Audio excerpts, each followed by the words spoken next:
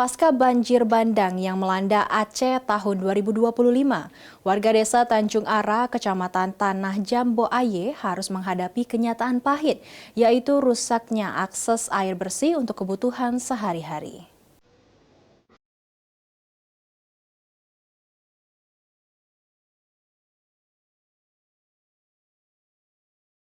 Sebagai bentuk kepedulian PLN WDS 2JB terhadap korban bencana banjir di Aceh, bantuan sumur bor ini hadir sebagai wujud respon cepat atas kebutuhan dasar masyarakat.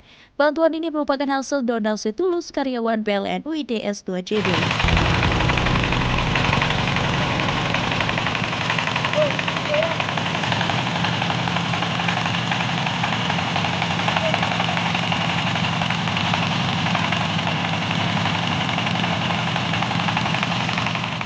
Sumur bor 1 telah selesai dibangun pada tanggal 6 Februari 2026 dan saat ini sudah digunakan oleh sekitar 100 warga sebagai sumber air bersih untuk minum dan kebutuhan dasar sehari-hari seperti mandi, mencuci, dan juga berwudu.